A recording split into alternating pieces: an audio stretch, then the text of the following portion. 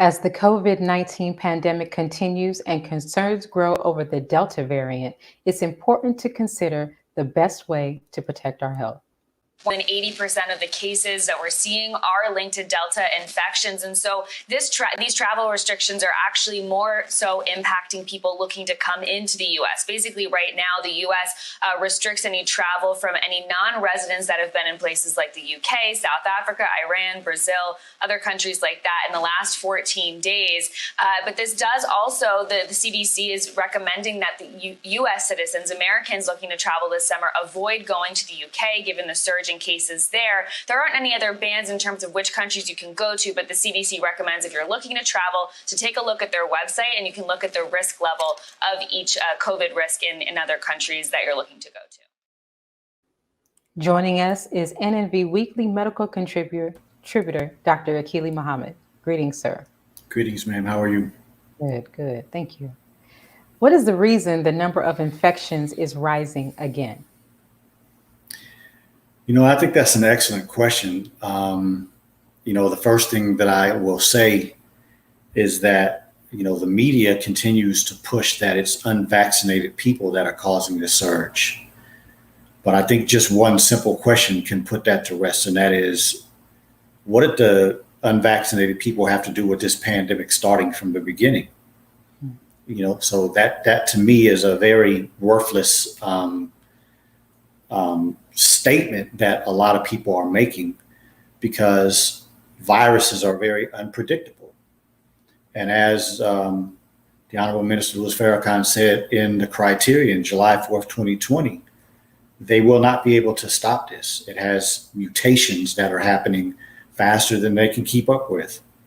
And so that's what we're dealing with. We're dealing with the reality that the minister has given us a path to look at by his statements that he made July 4th, 2020, and we're watching that reality come into fruition.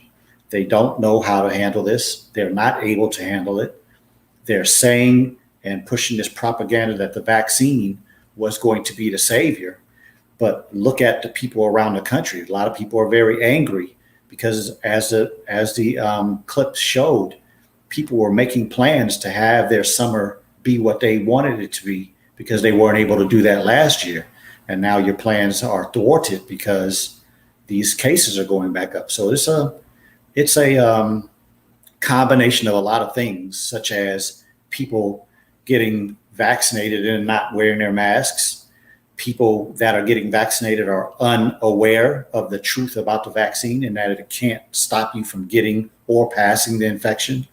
And so I think a lot of those things, and the fact that this is an unpredictable infection, are all the reasons that the numbers went up. And again, we can't rely on the general media, because all they are doing is pushing the vaccine and blaming the unvaccinated. Right. What effect do you think will this have on the general population?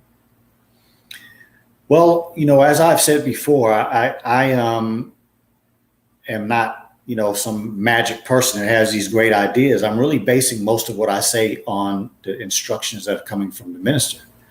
And, there's always been from the teachings of the Honorable Elijah Muhammad that there's going to come a time where the people are going to incite anarchy because of the lying of this government and the lying that's happening to the people. And when they start to see through the lies and they start to see that what's been posed to them as a facade, it's going to make them angry, and people are going to rise against their government. So to me, I think that is potentially what is coming, is an extreme vitriol from people that believed in what this country was telling them, especially about the vaccine. And then a lot of people are taking it because they're being pressured or bullied into it. And then they're seeing the side effects and the different problems that people are having with it. It's going to cause a lot of unrest, I'm sure. Now, you mentioned just a moment ago the unvaccinated, and what were we doing when no one was vaccinated? So my question is, why are the unvaccinated being blamed for the rise in infections? Yeah, I mean, the only conclusion that I can come to is that that is part of the propaganda push, because there are still quite a few people in the public that are unsure. When they do polls around the country, there are people that are absolutely against the vaccine. But then there's still some people that aren't necessarily against vaccines in general and aren't against this vaccine, but they do have concerns about the fact that this was a quick process. There hasn't been any authorization yet. There's been an emergency use authorization, but it has not been approved by the FDA. So a lot of people are looking at that as, okay, this is really not something that has been approved by a body that is supposed to give approval before it gets to the public. And so people who rely on the government and people who think that the processes that have happened in the past are the right processes, they're not going to take the vaccine until they see it approved in the way that they have seen things approved in the past. And, you know, when it really comes down to it, there are going to be a lot of truths that are going to come out with time. And so as we continue to see these cases go up, if the cases go up similar to the way that they did when it first came to this country, then how could it be an unvaccinated problem when the numbers were so high at one point in this country that, you know, there was so much confusion and nobody really knew what to do. Now that there's a large percentage of, and I should say approximately 50% of the American population that is vaccinated, that should automatically seem like it would keep another increase in the pandemic from happening. That's right. But as of right now, we're seeing a lot of people start to question everything. Right.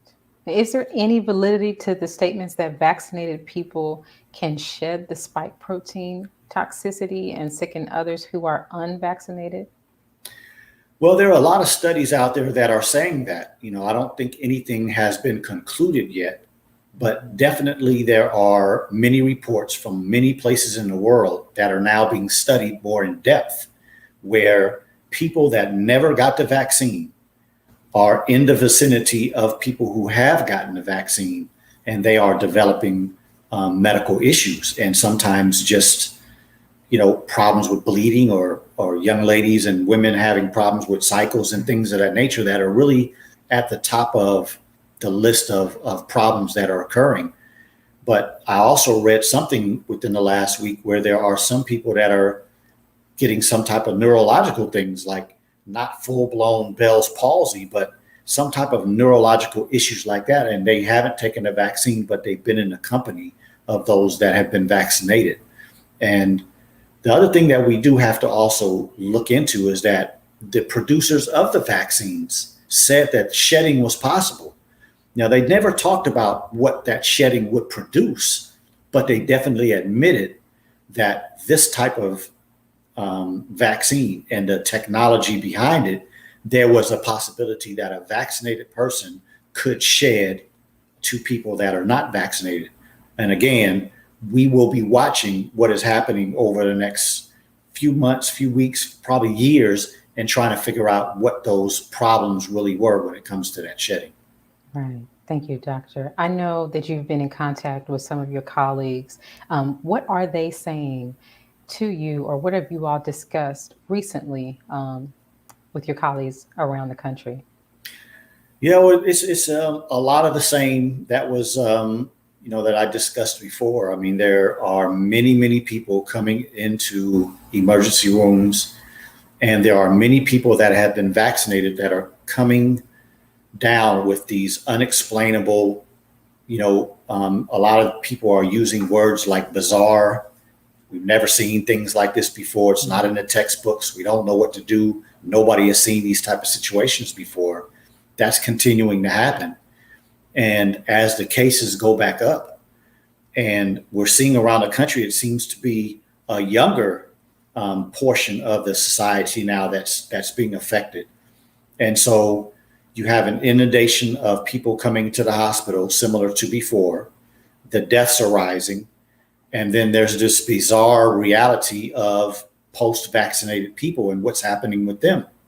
And so they're overwhelmed again, back to the part like early in this pandemic when hospitals and medical centers were overwhelmed. They're getting back to that. But I really believe, as we have discussed before, it's coming to a place with healthcare workers where now the government is pushing mandatory vaccines for healthcare workers. Right. And so a lot of people that work in these facilities around the country are not willing to give into that. And I'm hearing that quite a few people are threatening to walk away from the medical industry when the mandates come down. So it's going to be very interesting because, people are not being convinced, and I'm talking about healthcare workers, seeing what they are seeing. They are not convinced that the vaccine is an answer. Right. Now, you've also talked about strengthening your immune system as recently as last week, as a matter of fact. What are the benefits of foods such as milk and navy beans for this purpose? Yeah, so the first thing that I will say is that for people who talk like being a vegan or saying that milk products are bad, well, I always put my trust and my knowledge in God first. And the Quran says that that cow's milk is agreeable to the drinker. And so that would be number one on my list, is that God isn't going to give us information that's not good for us. Secondly, milk is an excellent source of glutathione, which is very important to boosting the immune system in the human body and getting rid of toxins, both things that help us fight and be strong during a pandemic. The second thing is it is a source of vitamin D. There are arguments whether it is a good source or a bad source. Unfortunately, most of the studies that say it's a bad source, that is homogenized and pasteurized milk. And so when we're talking about the best milk for us, it can be flash pasteurized a little bit, but it should not be homogenized. And that is something that can help boost our system.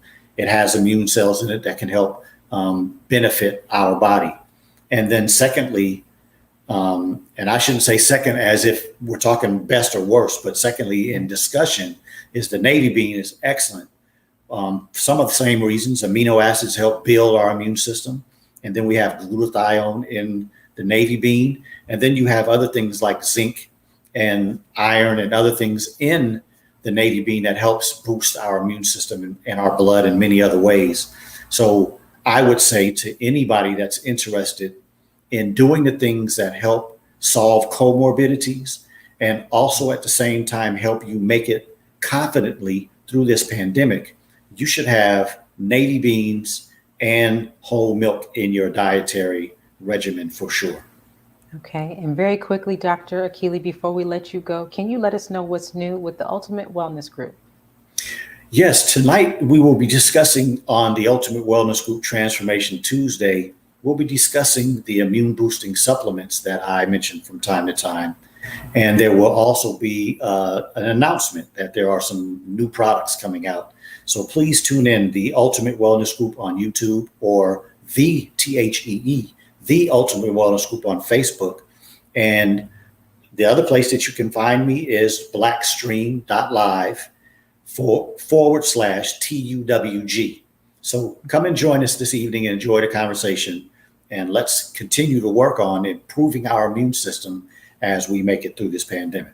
God willing. Sir. Yes, sir. Thank you very much. Thank we'll you. look forward to hearing from you again next week. Yes, ma'am. Let's pause for announcements from our sponsors. Coming up, educators Sister Sherrie Muhammad and Sister Tiffany X will be on to share more about Asiatic Mind's upcoming school year curriculum. We'll be right back.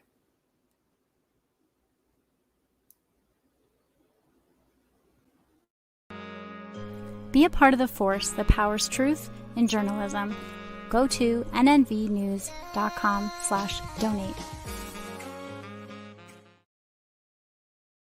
Worldwide, 24 hours a day, 7 days a week. Download the Final Call Radio app and take us everywhere. On your phone, on your computer, on your tablet, on Instagram, Facebook, and Twitter. You can also log on to finalcall.com and click the Listen Live button, or finalcallradio.com. Final Call Radio, the official voice of the Honorable Minister Louis Farrakhan and the Nation of Islam.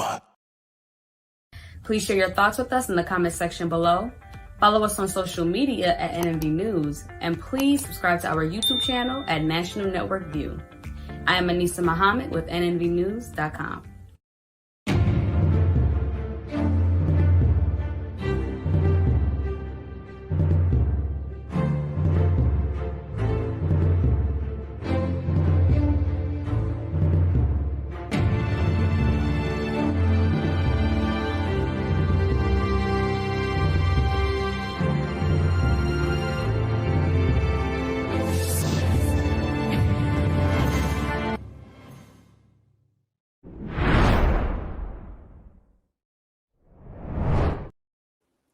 Asiatic Mind's online school is offering a full educational curriculum, including science classes where students develop their skills, talents, and abilities and are provided the knowledge they need to learn and have a solid foundation in science.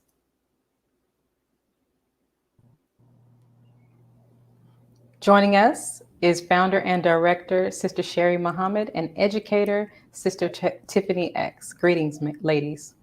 Greetings, sis. Greetings. Thank you. Sister Sherrie, we'll get right to it. Students enjoy learning, especially when it's delivered well. How will Asiatic Minds promote learning and make it an enjoyable experience for the students? At Asiatic Minds, one thing I'm really excited about is we are going to have a school theme song. So that will be one of the things that we'll get our morning started with. After our prayer and recitation to the flag, we will open up with the theme song to get the children excited and ready about school.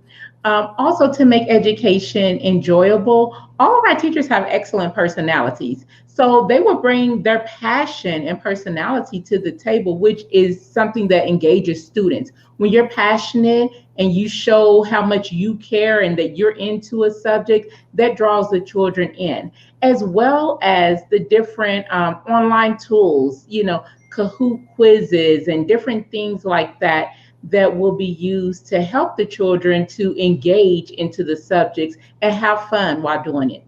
Perfect. And Sister Tiffany, greetings. As a science teacher, thank you. As a science teacher who is rooted in the knowledge that Allah God is the author of all life in the universe, will science classes at Asiatic Minds use this knowledge as a starting point in the classroom studies and the study of creation? Yes, ma'am. Thank you for the question.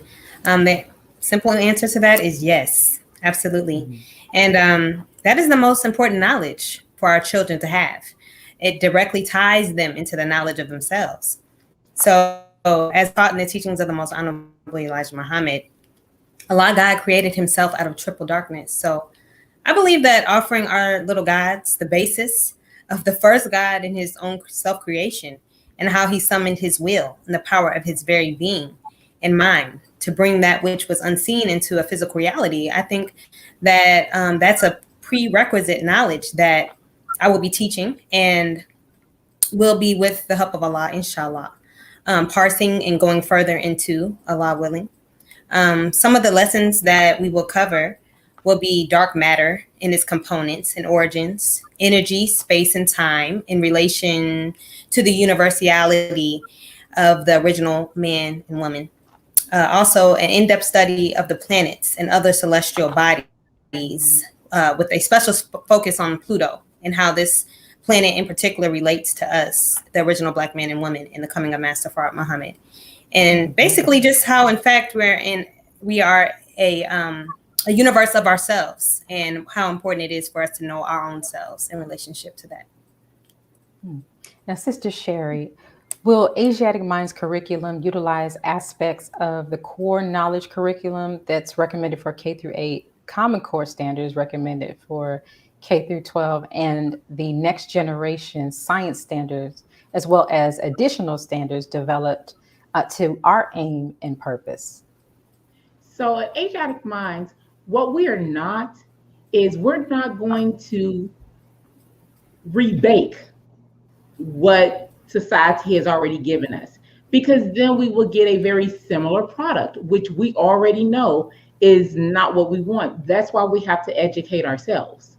In Torchlight for America, On page 48, the Honorable Minister Louis Farrakhan says, true and proper education starts with the knowledge of God.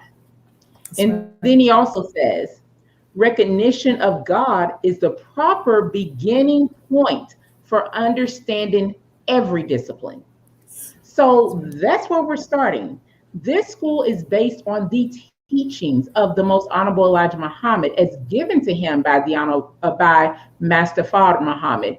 So will you find, if someone was to do a comparison, yes, we'll learn math and we're learning writing and we're learning all of the basics that one must know in order to matriculate through education, as well as to be able to develop yourself and be productive in society. But is it based on, hey, we're going to take their teachings, this part of what they gave and that part of what they gave? No. We're taking what thus said the Most Honorable Elijah Muhammad.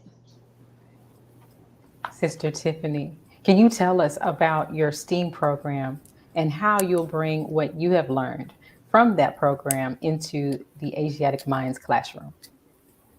Sure. Yes, definitely. Well, I began my STEM program, or STEAM, as you said, in my home as a private school. And it's called Divine Mind STEM Academy. It began in February of 2017.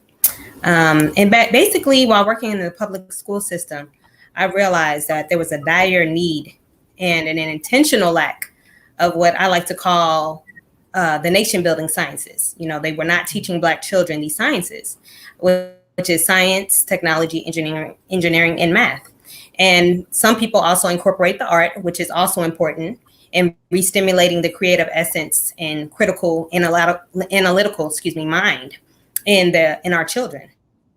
And so I realized these sciences were essential, but they're also fun, and our children are naturally inclined to these sciences. So our children learn it very quickly. And so I plan on definitely incorporating that with different projects, different hands-on assignments, and just basically showing them the practical application of it and make it engaging and let them know that these are important in building a nation, which we are ultimately doing now. All right. Now, Sister Tiffany, we know that scientific knowledge grows over time. Can you give us a few more examples of that scientific knowledge that students need to learn in order to have a solid foundation in science? Absolutely. Well, specifically for our children, I believe that we should begin with our Muslim lessons. Our supreme wisdom and actual facts should be at the core of this scientific knowledge, because it is the foundation. They're very integral parts of our foundation as Muslims in the Nation of Islam, but really they are integral, period. So basically our lessons will help them to understand the scientific basis and theology of our lessons as it applies directly to us in our origin. Also, it will help our children to have a solid foundation in the science of everything, because everything is science, everything, you can see mathematics in it. So a perfect example of this is the question, what is the circumference, diameter, total square mileage, weight, etc. of our planet Earth? That's science. How much is the land? How much is the water? And then, it's loaded with so many joules, and that alone we can study all year. And then also the question, what makes rain, hail, snow, and earthquake? See, all these questions, they prick the brain of the mind. And so that's what we aim to do, is prick the brain of our young minds and get them looking deeper into these questions. Perfect. And finally, Sister Sherrie, does Asiatic Minds welcome and embrace students from diverse faiths? Absolutely. You could come in. It doesn't matter what your faith is, but just as long as you have the understanding that this school is based on the teachings of the Most Honorable Elijah Muhammad. And that teaching is simply truth. So no matter what your walk is, no matter what your faith is truth, and it will even help you to understand deeper what it is that you believe in. That's right. And it will cause you to have a greater appreciation for the different shades, if you will, of Allah God, and how he can deliver that message, whether it is through this prophet or that prophet, the message is the same. And so, yes, the school is definitely welcoming. Perfect. And that truth, how will teaching of the truth aid students from diverse backgrounds and faith interact with each other and the world at large? It will help them because it will cause that appreciation. That's, one of the problems that we have in society now is the society that we live in is based off of white supremacy. And what that causes us to do is to totally look up to the white man as a god and look down on ourselves. So then and on the other side, for white people, it causes them to think that they're greater than what they are and that everyone else is much less than them. So then there is no appreciation for the Native American. There is no appreciation for Black people or Hispanic people and the contributions that all people are, Asian people. So the contributions that we all make to society. So that's what, that truth is going to help to bring that balance for our youth. Thank you. And finally, how can parents contact you to get their children enrolled? I know recently we've had open house. So if parents have missed that, how can they contact you to get enrolled? Well, we do have another open house that's coming up on August the 7th. And you can go to asiaticminds.com. And you can click on the admissions tab, and that will take you to the page where you can enroll and save your seat for the next open house. Or after perusing the website, should you say, you know what, I'm ready, I'm going to sign up now, then you can click on that same tab, admissions, and then you can click on enroll now and go ahead and proceed with enrolling your child. I will say that that space is limited. As it is for the whole school, but now that enrollment is really rolling, the spaces are becoming even more limited. So I encourage everyone to check us out today and see if it's a good fit for you and your family, and take the next step that suits you. Yes, ma'am. Thank you both for joining us this week. I look forward to hearing more about the students and their classes in the future. Thank you. Yeah. And Sister Rosalyn, once again, I always cannot leave without thanking the Most Honorable Minister Louis Farrakhan, because were it not for him, I know I would not be sitting here talking about Asiatic Minds, talking about a school for my own. So I thank him, and I thank him for his sacrifice, and I thank his family for their sacrifices so that we could have them. Yes, ma'am. Thank you. Praise be to Allah. Yes, ma'am. Let's pause for announcements from our sponsors. When we return, North Carolina farmer Kamal Bell will discuss the farm, how the farm is helping to close the food availability gap in our Engine of the Nation report. We'll be right back. Be a part of the force that powers truth in journalism. Your support helps to combat false media. Cash App NNV News. Asiatic Minds. Online education, helping our children to discover their God-given skills, gifts, talents, and passion that will allow them to see their greatness as well as the greatness of our people. And upon discovering that greatness, infusing them with the desire to use it for the betterment of themselves, their families, our people, and the world. Classes begin September 1st. To enroll, visit AsiaticMinds.com. This is Sister Sajda Muhammad. We are proud to announce that the Sajda House commemorative Elijah coins are finally here. This priceless heirloom, made from recycled copper from the messenger's home, is now available at sajdahouse.com. Greetings from National Network View.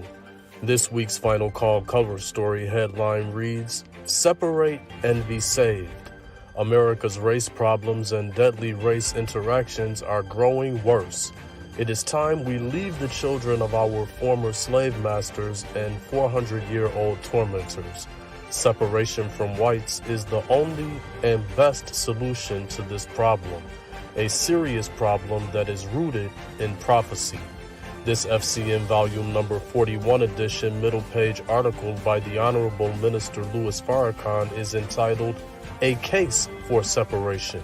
To read more, subscribe to finalcalldigital.com and tune in to the all-new Final Call Radio. This is the nnvnews.com Final Call Cover Report. Please make sure you leave your comments and questions in the comment section below. Follow us on Facebook, National Network View, and make sure to check us out on Twitter as well, National Network View. This is Sergio Gutierrez with National Network View, signing off.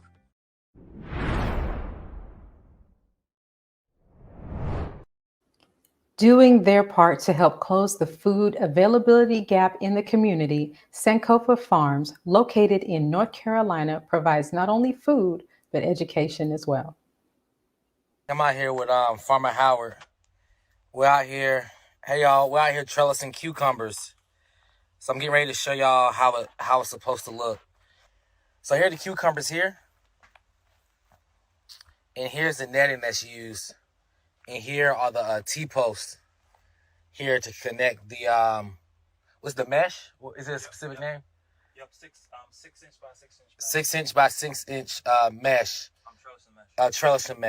Trellising mesh. I can't speak. And here's a row that's already done. And Farmer Howard, I needed to learn how to do it. We have some cucumbers to plant. So I came out here and he's showing me how to do it. So this is what it looks like before it's all complete. Joining us is Kamal Bell. Greetings, sir. How you doing? How you doing? Great, great. When did you start the farm? So the farm was actually started in 2016. And that's when we first purchased the land. But as far as the idea for the farm, I got the idea in 2010 when I was attending North Carolina A&T.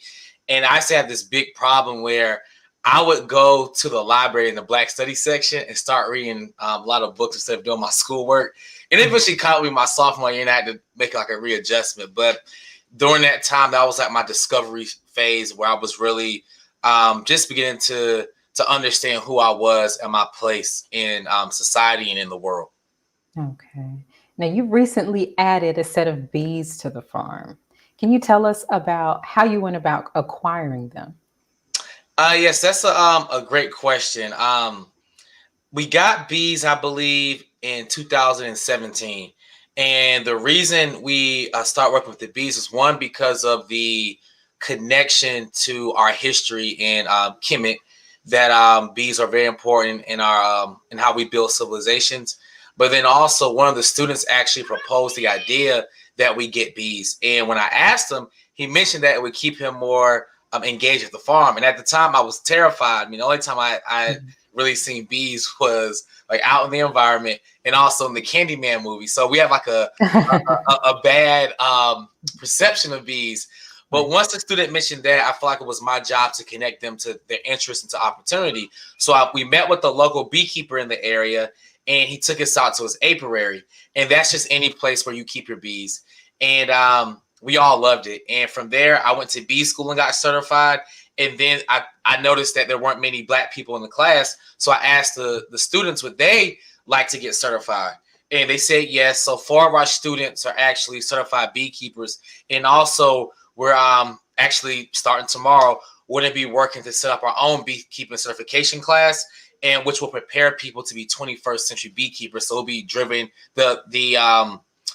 you'll troubleshoot issues in your apiary with data instead of just by eyesight and kind of superstition. We're going to have a more data-driven process with our bees. So we actually had a little issue last week. We actually had a pesticide kill last week. So our bees went out to forage on an area, and they picked up a pesticide, what we think so far. It looks like all the signs are pointing to a pesticide kill. We're waiting for the test results to come in. But we were at 60, now we're at 48. But bees replicate their and I like to compare their experience here to ours. They'll bounce back and they'll recover, and we'll be fine heading into next year. Yes, sir. Oh, one of the things that I noticed is that there was a video that I saw where you were working to catch the queen. How long did it take for you to do that, and why is that necessary? So that's a great question. Catching a queen is something that can take maybe 10 seconds or it can take 10 minutes. So just based on where the bees are congregating, that gives me an idea where their brood chamber is. And brood are bees in their developing stages. So bees have a lot. They have 4 stages. They have the egg, larva, pupa, and adult. So the brood chamber is all of those stages of bees on frames that are side by side. And typically in a healthy hive, it average around to be 4 or 5 frames, and sometimes 6 or 7, depending on what time of year we're in. So it's important to find the queen because she's laying the eggs, and she's her job is tasked with reproduction. So if you don't have a queen laying eggs, you don't have a productive colony. So being able to identify her and being able to troubleshoot issues with her is very important to longevity and to the sustainability of the colony. Just like our experience, like without having an emphasis on reproduction, you aren't able to reproduce. So it's really important to be able to troubleshoot issues surrounding the queen. And sometimes you might the colony may be requeening, where they'll create another queen and then realize that something's wrong with the original queen. So and sometimes they may swarm and produce multiple queens. So just being able to troubleshoot issues in the colony, it's important to have a strong and healthy queen. Okay. Now, before the addition of bees, you were in a full-out farm, and within the last year or so, you've made changes to your planting processes. What are some of those changes, and how have your crops benefited from them? Y'all make our food look so good up here. So at first we were dry farming. And when I mean dry farming is we're planting in the field, we're using a plow, we're using a tractor, we're using a tiller and a cultivator to try to farm. And we didn't even have a well. We just recently, we got a well, I think 2018 through the Orange County a department here. They grant farmers out. They give farmers grants in this area, and at first it was very difficult. We were out there weeding. In the sun. We didn't have irrigation like I just mentioned. It was very difficult, but we started to look at different systems of farming. And the farmer who was in that tunnel with me is Farmer Howard. He's a more seasoned veteran farmer, and he was just saying, "Hey man, I think you should look into getting some of these greenhouse tunnels." And I was just like, man, like all I knew at the time was just going in with the 1950s approach to farming with the tractor and plow and the tiller. But once we got one and we started to learn how to approach farming from a more systematic standpoint, our whole operation changed. And the data management piece is important, and having systems in place to troubleshoot issues is very important. And it gives us more stability and to be able to enter the 21st century with the skills that farmers need, because we don't have across the board. We're not entering the field as a 21st century farmer. We're not entering the field and where it's going. We're entering it and where it's been. And that's how we're running into so many problems. I think partly outside of the other systematic things going on, our approach to farming has to really change. Now, the local community has completely embraced you and your family's farm, as well as the classes. Do you have plans to expand, and what steps would you suggest one take to acquire land and start a farm? I think people really have embraced Sankofa. One, because we're openly saying that we're not afraid to be African. Like we're openly recognizing that our history, and you can't really, like, people are going to say, "Oh, I don't like." You can't. It's like the elephant in the room. We're addressing it, and I think people respect that and appreciate that. And then we're working with youth and bringing them in. Like our first student in the program, he's going to North Carolina A&T to major in agriculture. And this was a student who is really from. He has a really tough background, and I'm looking forward to him just telling the story and how he's beating the odds, because we're not done yet. So I think that has allowed people to really feel a part of the farm and then watching it grow is not just a rhetoric that we're talking about. We're just like, hey, we're doing this thing and we love the support. And if you support, you're allowed to come and help. And if you don't, that's fine. But either way, we have to get this work done. And I think people respect that. And as far as the education, we do Bees in the Trap. That's the experience through Airbnb where people can come out, suit up, and learn how to inspect a hive hands-on. We do an online version of Bees in the Trap, and which is only $15. And I go through the equipment, then I take you into a live view of what a colony, how it operates. We do tours, and we're going to be doing more planting classes and showing people how to get their systems set up after this year. We still have some infrastructure work to get in place, but I think those things just draw people in, and it's changing the stigma on Black people in the farming industry. Now, finally, I want to learn more about this new series that you have started called The Growers School. What can one learn or expect to learn from this series, and how can you be reached for donations, classes, and where do we tune in for more of the Growers School? So the Growers School is a partnership between Sankofa and Faithful Farms, and that's Farmer Howard's farm. The idea eventually, he's like the engineer. He can really engineer and put together the farming systems, and the idea was really more just so to get people to be able to see that. So he's helped us a whole lot with our farm and other farmers in the area. And I think it's really like a really good platform to people to see and witness his genius. So people can follow us on Instagram at Sankofa Farms. It's right there at the bottom of the screen. And they also, and that's where some of the footage will debut. But you can also, if you go onto some of the segments, he's tagged in all of them. You can go to his farm to get more in-depth information. It's more so just an introduction, and we'll build off of that concept. I really think it'd be really good for people to just really be streamlined into what he's doing with the engineering component. I think my purpose of farming is going to go maybe like a different way, but it's really just to show collaboration and unity amongst Black farmers in that sense. So that is really just a brainchild of us just coming together and thinking about how we can get the information out.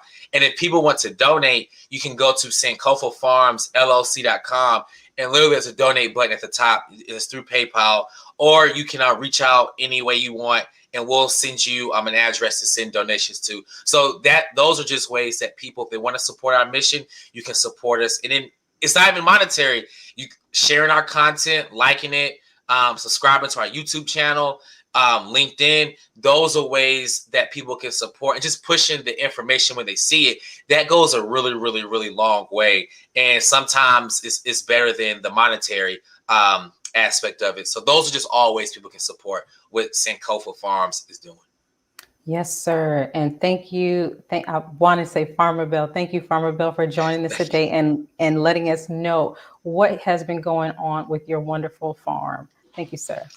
Thank you. Thank you. Thank you all for having me. Yes, sir. Thank you for joining us today and tuning into National Network View News. Please share your thoughts with us in the comment section below.